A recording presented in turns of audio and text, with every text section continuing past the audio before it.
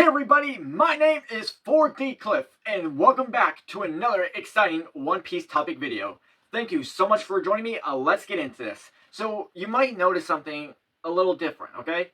If anyone actually knows, congratulations, you figured it out. For those who don't know, just allow me to actually tell you, alright? I'm actually recording in a bit of a different area than where I normally record these videos, okay? Matter of fact, well, to be honest here, we're still in the exact same room. You can probably tell because of the backwood on the walls and stuff like that, but we are in a bit of a different spot, okay? Originally, when I was recording these videos with my One Piece poster, we were down there, right? We were literally on the other side of the room. Now, we are on this side of the room, okay? Literally on the same wall and everything, we just decided to come down the road, okay? So, instead of being at the, over there, we're over here, okay? Simple, easy, great. You figured it out. Congratulations, okay? Okay.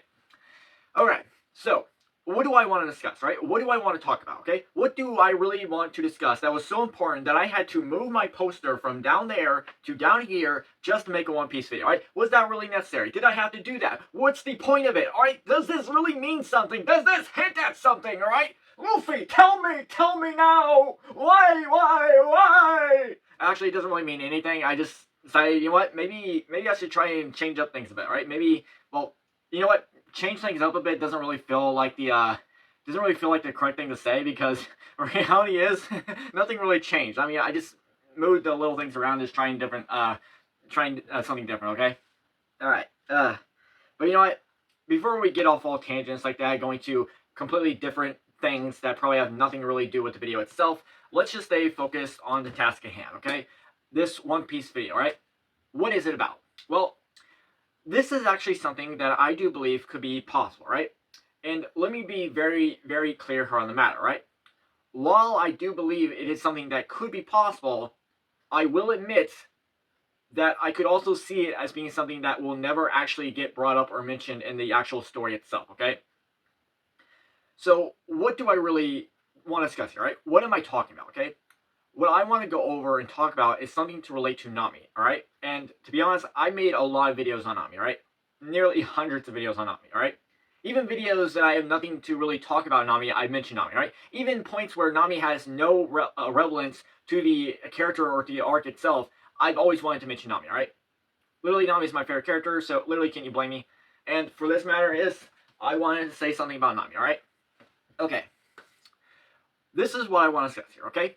So, during the whole Vegapunk message thing that was being broadcasted out to the entire One Piece world and everything, he was basically giving some of the biggest revelations out there, right? Most notably is how the sea levels were rising and that how lost continents were being basically lost, okay? Now, this is actually where I want to discuss something here, because it's the whole Nojiko thing, okay? So, Nojiko, if you're not aware of, is actually Nami's adopted sister, right? So both Nami and Nojiko were found by Bellemere on the Oykot Kingdom islands like that, which was said to be in a war between pirates and the Marines, okay? Bellemere ended up finding Nojiko and Nami and like that, taking them back to her village, where she would basically raise them as her own children, okay? And then, of course, things lead to another thing with the Arlong pirates like that, coming invading the islands like that, killing Bellemere, taking Nami hostage like that, forcing Nami to draw maps for them like that. And then, you know, as time goes by, Nami eventually meets Luffy and begs and asks for his help to, you know, basically free her from Arlong's control and everything. Yada yada yada. One thing leads to another and like that. Nami eventually joins the Straw Hat Pirates officially, and then sails with Luffy, helping him to get to the end of the, you know, get to Laugh Tale in order to become king of the pirates, right? You know, basically like that, all right? Okay, so this is what I want to discuss here, right? And I'm not alone in this boat here, because there are actually plenty of people who actually think that there could be something up about this, right? And then it could be possible that we could be completely overlooking the entire thing and it practically means nothing whatsoever, right? That is a very good possibility, right? But just for the sake of argument, just for the sake of this video itself, let's say that it is something that is possible, right? Let's just say that this is going to be something that could actually occur, right? So, during Vegapunk's whole world announcement thing that he was basically putting out there, right? Vegapunk actually mentioned during his broadcast and like that, he was talking about how basically a long time ago and like that, there used to be a whole bunch of other continents like that, but now each of these continents are disappearing and like that, and you won't find any of them on a map, okay? And then in one of these panels and everything, we see Nojiko, who basically decides to walk off, right? Nojiko herself decides to walk off, choosing not to, basically in her own opinions like that, choosing not to hear the rest of the message, and decides to go check on the tangerine field, okay? Or the Mikan farm, and like that, whatever preferred translation you like to use, okay? Now, a lot of people have sort of brought this up as they find this to be very interesting. Is like, wait a minute, why would Nojiko choose to go check on a tangerine orchid farm and like that, rather than hearing this message where everyone's freaking out? Well, keep in mind, not everyone's freaking out. Some people are. Well, another part of the half is basically believing that Vegapunk has just become an old senile who's literally just gone insane in the head and stuff like that. And I imagine the world government is going to do their best to just state that Vegapunk was really smart in his days like that, but as time gone on, he just basically just got to the point where his mind just couldn't keep up and everything, and it just went mad and it's like that. That's probably what they're going to do and everything and stuff. But this is what it's so interesting about, because it's not the fact that Nojiko herself is not wanting to hear the rest of the message. There are two factors. Well, there might be more, but let's just stick with two just to keep this video simple, okay?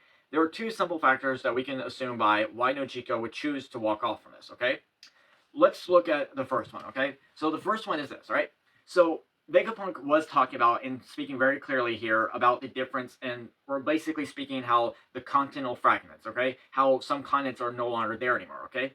Now, one could assume that maybe Nojiko is choosing to walk off because it brings up bad memories of the Oykot kingdom, okay?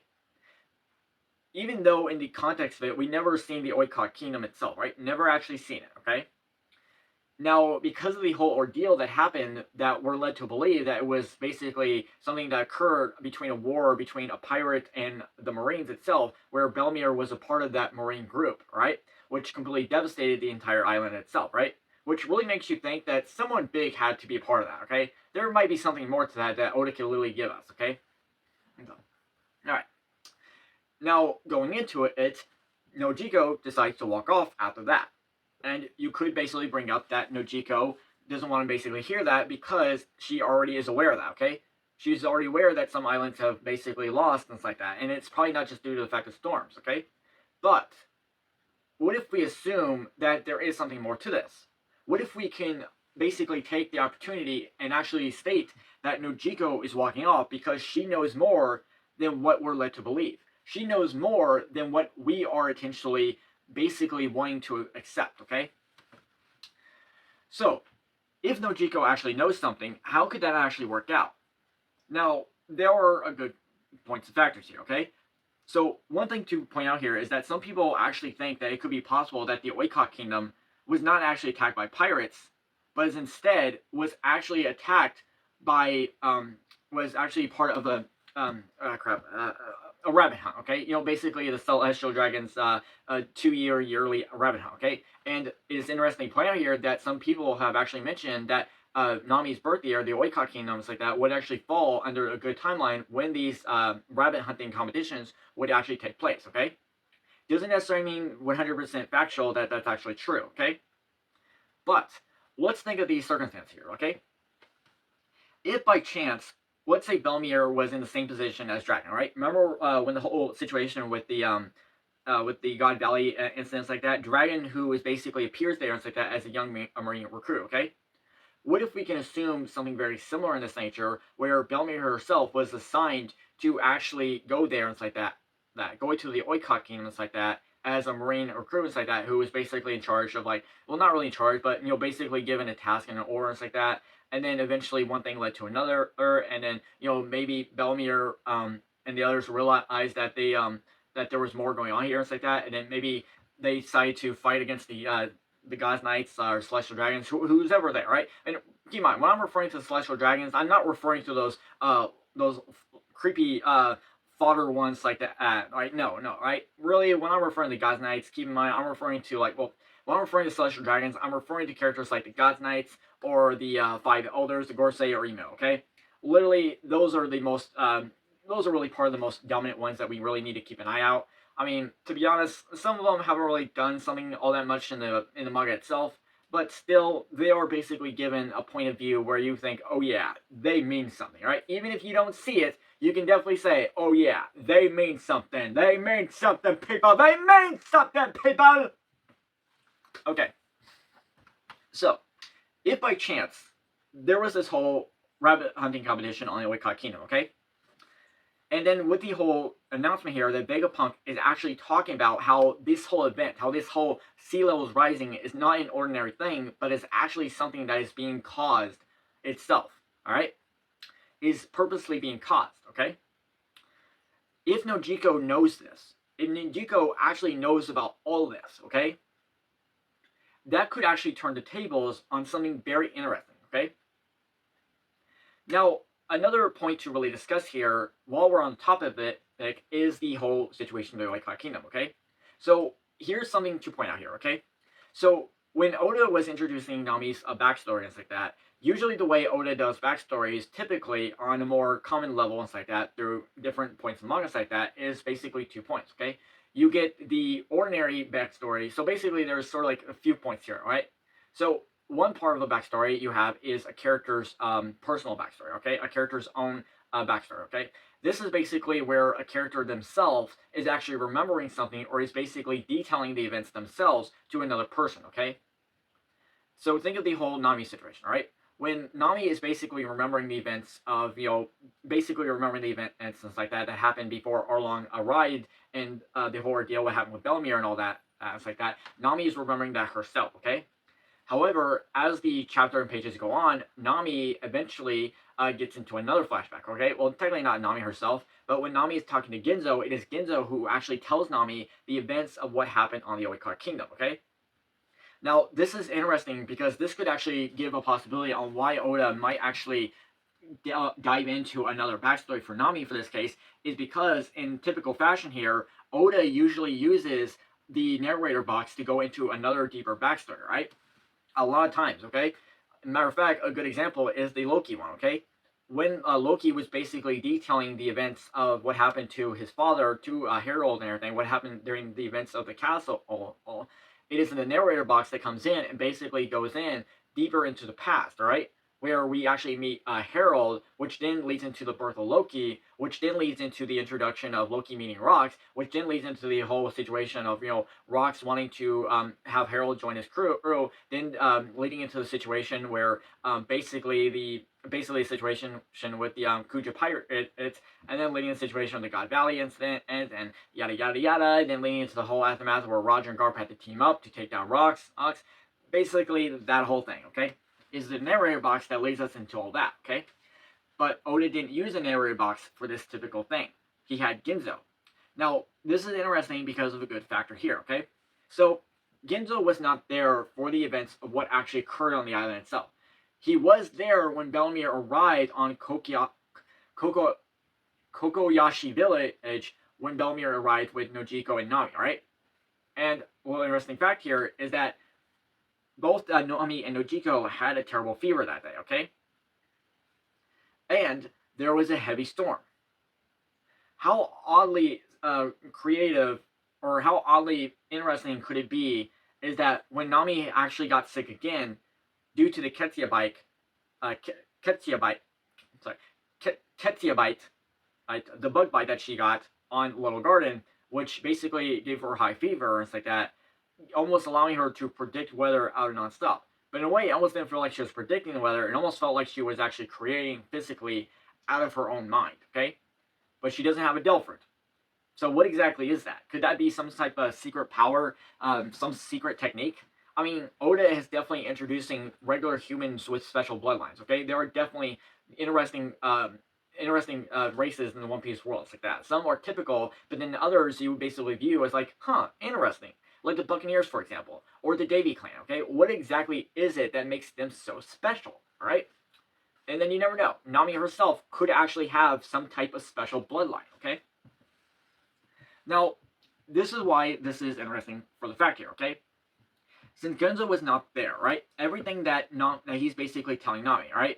And then when you're looking at the whole panels and the whole scenario here, there's two factors you can assume by, okay? Number one, this is Nami basically visualizing in her head what is actually occurring based on Ginzo's testimony, alright? Or it could be Ginzo's, basically Ginzo's idea based on his own testimony. I'm more attuned to go with the previous latter one because I think it makes a little bit more interesting sense. Now, even though Nami herself was there on the island, she was a baby. So for her to remember everything exactly the same in that right ordeal wouldn't basically lead you to think that there might be more to this. Okay, and truth be told, Oda could actually add more into that. Okay, because Oda chose Ginzo to tell the events of the story based on the testimony from what he probably got from Belmir that occurred there, okay? And then it could be possible that Ginzo didn't really go into full specifics on everything that actually occurred there, okay? He might even just made up some parts and events like that. And by doing that, Nami herself, basically being a child, would basically do her best to visualize these circumstances based on the testimony that Ginzo is giving her, okay? Which is not really an uncommon thing, okay? A lot of people would technically do this, okay? I mean, even if you sort of narrate an events of the stories like that, part of you is actually going to try and visualize the events of that yourselves, even if you're not there, right? You're going to try and visualize and try and figure out the circumstances of what actually occurs, okay? Okay. So, getting back into it, okay? Nojiko herself chooses to walk off, chooses not to hear the rest of the message, right? You could view that as Nojiko just seeing that as something that is not important to her, she doesn't really care about, okay? But I don't really feel like Nojiko would be the kind of person to walk off and choose not to want to hear the rest of the message because she doesn't find it important, okay? That doesn't really seem like Nojiko's character, okay? So for the sake of it, I would definitely say that I would basically believe that Nojiko doesn't want to hear it because it brings up bad memories, but even when she's choosing to walk off, well, keep in mind, some of the extra scenes that we got here is only included in the anime. None of this extra stuff is included in the manga, but still, for the sake of it, let's just keep it in conversation, okay? You could say that it just brings up bad memories because she knows that her home island is all gone, okay? It's no longer there. And then you could also state that Nojiko is walking off because she already knows. She knew from the very beginning that there were islands that were basically being devastated like that. Islands that were being erased, okay? So here's the thing. The Gods, Knights, Celestial Dragons hold the rabbit competition, okay? And they basically do this on islands that are not affiliated with the world government, okay? They only do this on islands that are not affiliated with the world government, okay? If an island itself is not affiliated. So imagine what occurs here is that they try to do their best to actually, probably offer or like join the world governments like that, join our side, okay? And that's probably what, and technically speaking, that's actually what Garling was actually trying to do, okay? Before the whole events of the rabbit hunting competition occurred on God Valley, Garling himself was trying to make it very simple and easy by just trying to get them to actually join the world government, okay? It would have been a lot simple, and they probably wouldn't even gone through the whole rabbit hunting competition to begin with, okay? But, however, things didn't turn out that way, so they basically had to lead into the whole, okay, since they're not going to accept our offer and just join us, we're going to have to just basically we're basically just going to have to go there and slaughter them and basically force them to give what we want. Whatever it is that they were trying to get from the island, we're not really sure, okay? Maybe something can occur in the same similar manner here, where if the Gods Knights themselves, okay, basically went to the Oykot Kingdom and stuff like that because it was not an affiliated nation with the world government, okay? Which then led to a situation with another rabbit hunting competition, okay? And then one thing leads to another. Belmir basically is basically the equivalent to dragon in this scenario here, and then by chance Belmir herself is basically hanging on a limb, and as she comes across Nojiko and Nami, this is where the events unfold, and it's like that, where Belmir decides to take Nami and Nojiko out of the air and gets them, basically takes them back to her village. It is important here that Nami herself and Nojiko, they were listed as, so basically Belmir was listed as basically being single and having no children. Nami and Nojiko were never registered as actual children, okay? Their entire birth records or their adoption papers are all empty, right? They don't exist, okay? They don't exist, all right? So Nami and Nojiko shouldn't even be real. They shouldn't even exist, okay? No. They should actually be dead when the Oykot Kingdom actually died itself. So, could Oda do something here, okay? Could Oda take this and basically prove to us that Nojiko actually knows something? That Nojiko actually knew about everything from the very beginning? That Nojiko knows about the world government? That Nojiko actually knows about Imu? Could she know about any of this? I don't know. And I really don't want to say 100% for sure that she does know. But I will say this. If by chance Nojiko knows, if Nojiko actually knows a lot more than what we originally thought, then I'm just gonna say this. Oda, you are a damn good storyteller, man. A very good damn storyteller. I gotta give it to him. I did not see that coming. Alright? I mean, there's a lot of things in One Piece that you could probably see coming.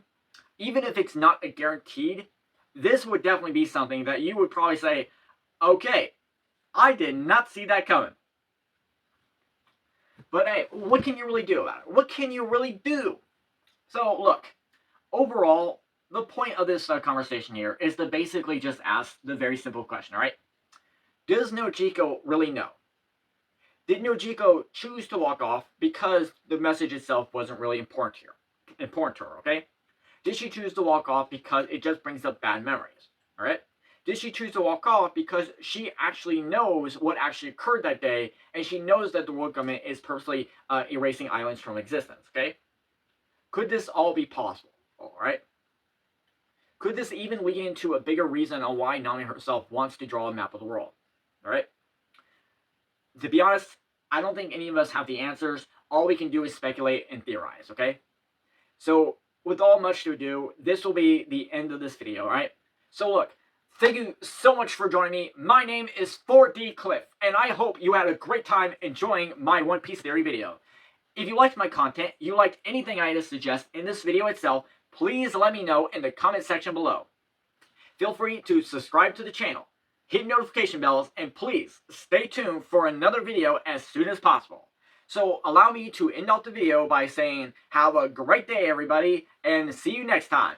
Here's a picture of Nami while I turn off my camera. Goodbye everybody.